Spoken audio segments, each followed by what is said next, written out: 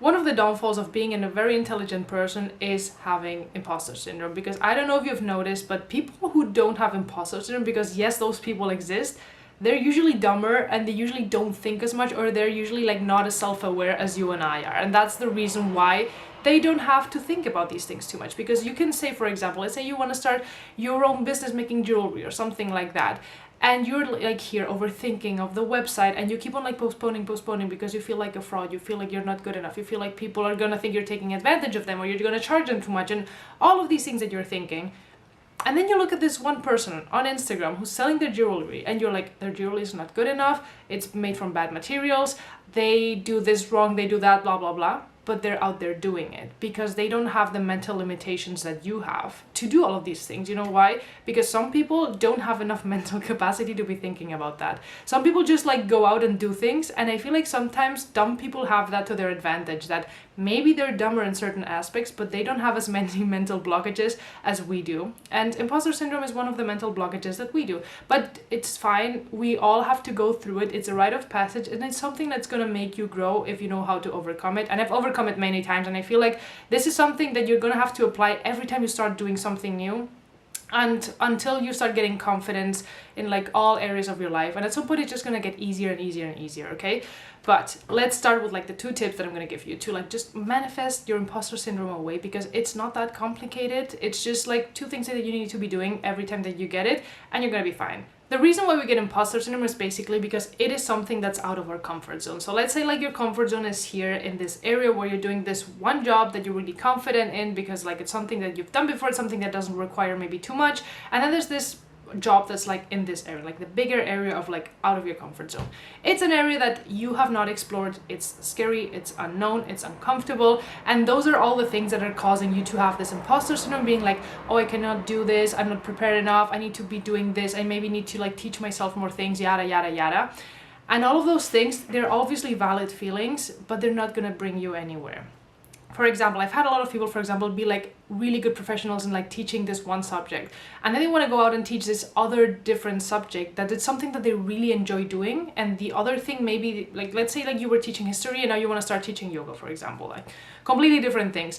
And you were really confident teaching history, but then you're like, oh, but in yoga, I feel like this high pressure that I need to be knowing about like the asanas and the history and the philosophy and all these things.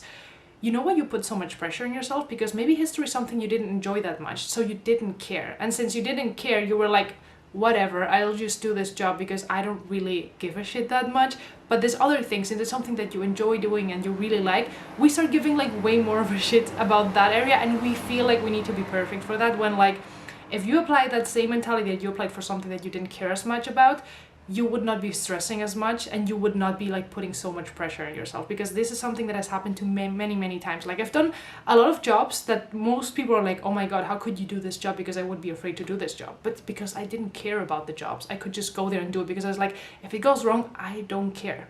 So first thing is like, you need to kind of apply a little bit of that mentality on that things that you do care about. And I know this is a bit complicated, but you need to kind of like practice for yourself and get used to that. One of the things that one of my yoga teachers told me like a long time ago, there was a time 5 years ago or something, I wanted to get my yoga teacher training, and I went to one of these classes by Talia Sutra. I don't know if anyone knows her, but she's a great yoga teacher. She came to do a workshop here in Barcelona, and I told her like, oh, I really want to become a yoga teacher, but you're so good. And I'm like, I'm so insecure of like teaching a class, and I had taught other type of like fitness classes, but I just didn't care about those. And teaching a yoga class and a fitness class, I'm not gonna say they're the same, but I feel like you just have to know what you're teaching, and that's it. But to me it was like, I just care so much about doing this right and being super responsible about what I'm saying and all of these things.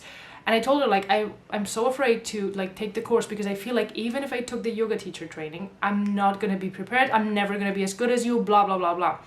And something she told me was really eye-opening, and this is something that stuck with me until this day, and it's that, Ada, your 300 first yoga classes that you're gonna be teaching are gonna be trash. And I just looked at her being like, because she's like this sweet little woman, and I was like, why is she talking to me like that? And she was like, Ada, the first, like, had been teaching like for 10 years by the moment I met her. And she was like, Ada, do you think I used to be this good at the beginning? No, I was like a trashy teacher. Like if you look at my first classes, like I just went into it assuming like my 300 first tries, are gonna be nothing good. You can do 50, you don't have to say 300. I feel like she exaggerated it a lot just for you to kind of like go into it and just do and act, because I feel like that's the problem with imposter syndrome. It puts you in this place of like, oh, I'm gonna stay in my comfort zone in this like this small little area, and I'm not gonna move from here because everything outside of this comfort zone is scary and uncomfortable and unknown, and I don't wanna go into this uncertain ways, you know. But the thing that's separating you from like your comfort zone and being comfortable outside of your comfort zone, because that's what's like dealing with imposter syndrome is kind of like going outside of your comfort zone and making like kind of expanding your comfort zone, you know, making yourself comfortable outside of your little comfort zone. And that only happens through acting. You need to force yourself to do things, because it's one of those things where people are like, oh, how did you get away from your fear of like flying alone or traveling solo or something? By doing it. You cannot get over your fear of traveling alone without traveling alone, if that makes sense. You need to force yourself to do it, but obviously there's ways to do that, which is something I'm going to talk about in a second.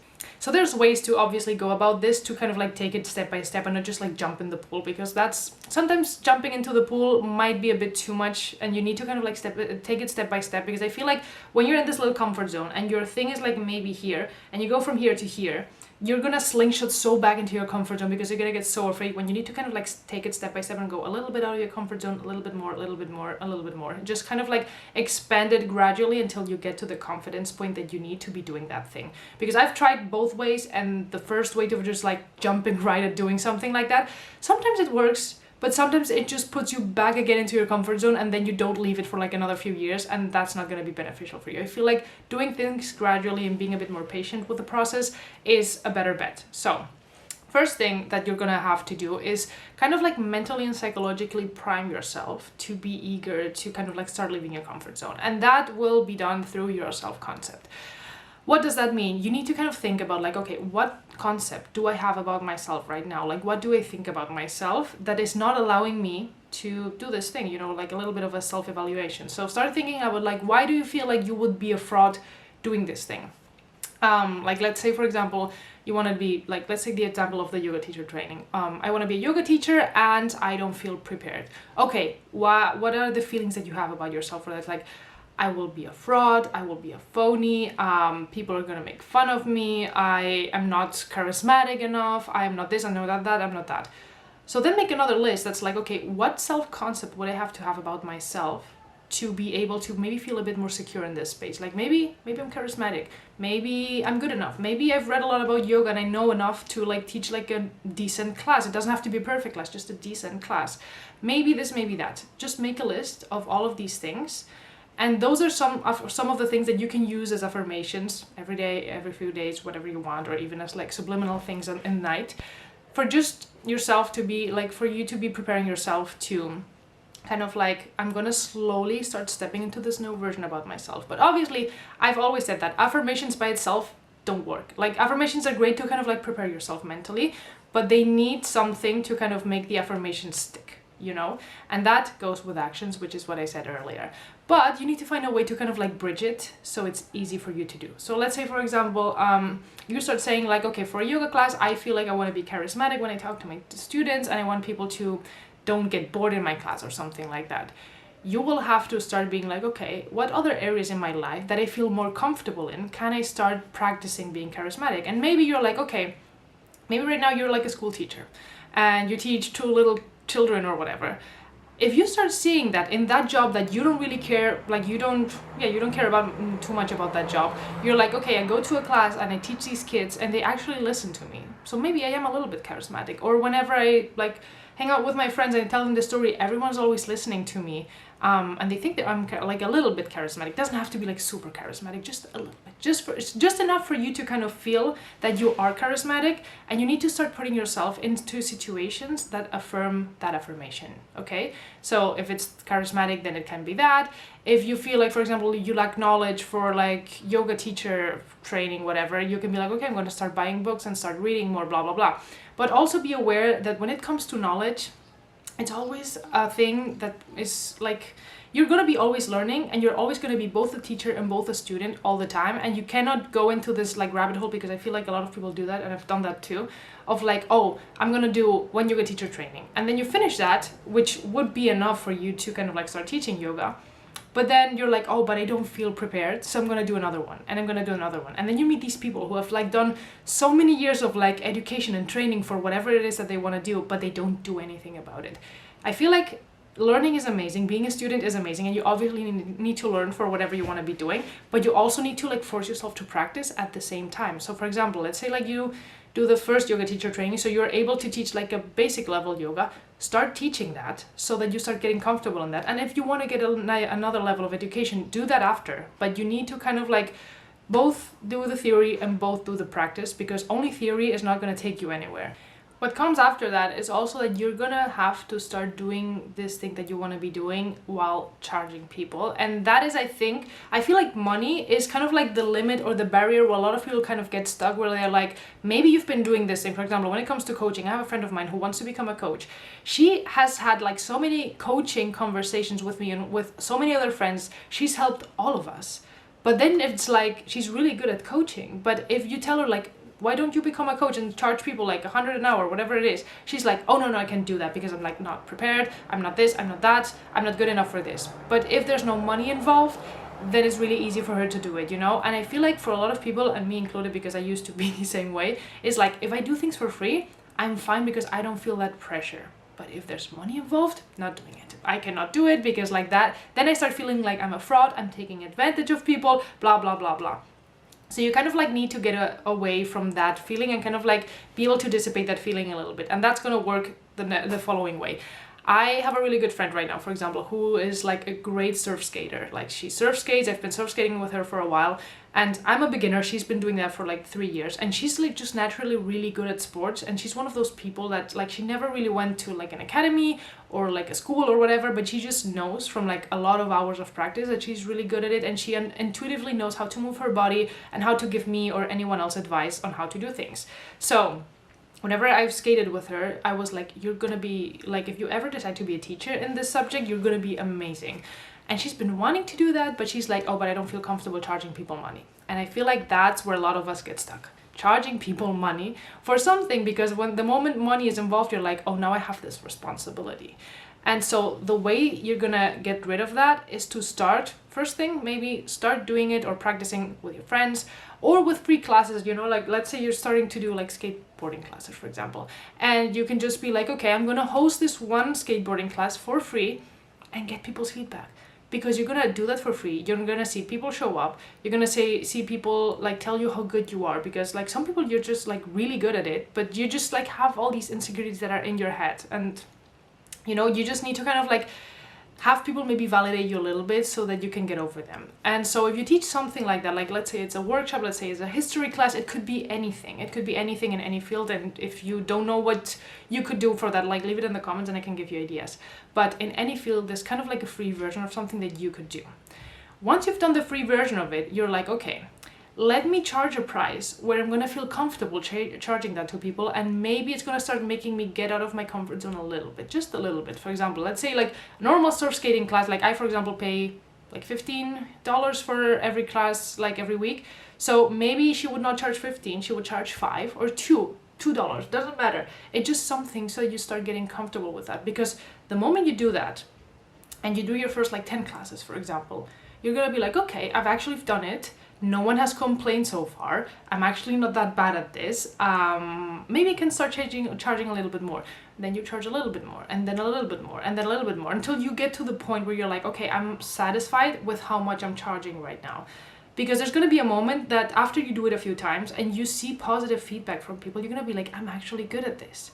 You know, obviously there might be someone in the way that's like, oh, maybe I didn't like it that much, but you usually don't find those people, especially not at the beginning. Because that's something that I had when I started doing, what's it called, like marketing, auditories is not the right word, but like I would audit is the right word, I think. I would audit TikTok accounts, like that's something that I do as like part of my job now, but I was so afraid of doing that at the beginning. Like I would just look at someone's TikTok account and be like, okay, this is what you need to improve, this and this and this and that. And I would do that for friends, and my friends would like have massive growth after like having a session with me, but I would do that for free because that just felt like a normal, like friendly conversation. And the moment I start getting people being like, oh wait, I would love to like hire you for this, and I was like, ugh, now I have to charge money to this person, blah, blah, blah. And at the beginning, I would maybe charge like 20 euros, which is nothing. It's literally nothing for my calls. And people would leave the calls like so freaking happy, being like, Ada, you changed my life, you changed my TikTok account, sales have been going up, all of these things. And then I was like, maybe I have something, maybe I'm actually good at this, you know? And then I started to up the prices more and more and more until I got to like 150, which is what I charge now. And 150 is a price that I'm like, I could even charge more and I would not feel uncomfortable and I would not feel like a fraud because I know how much my time is worth, if that makes sense. But I feel like this is something that you need to kind of like gradually get into. At the end of the day, what I want to say with this is that you need to act. You need to kind of like move forward, because you can think and you can prepare and you can like learn and you can do all of these things in your head or like on the theory side of things.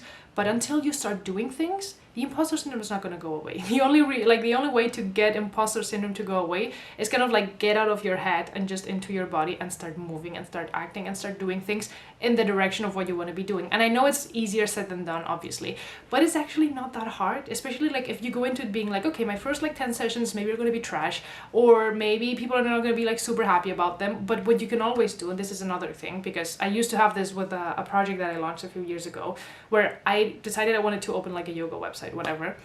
And the funny thing about that is that I never launched the website for like a full year. Was like, yeah, I'm going to launch it next month. But every month I was like, oh, this can be improved, or this can be improved, or maybe this, or maybe that. And you get into this perfectionism mode of like, I'm never going to be launching it until it's perfect, but it's actually never perfect because there's always things to fix. You don't need to look at things from the perspective of like, it needs to be perfect, because nothing is ever perfect. You need to think about it, okay, let me do like something that's decent, because if I don't do it, maybe the person next to me is going to start doing it and they're going to take all my clients away. So maybe from the competitive side, that's going to help you, because that helps me.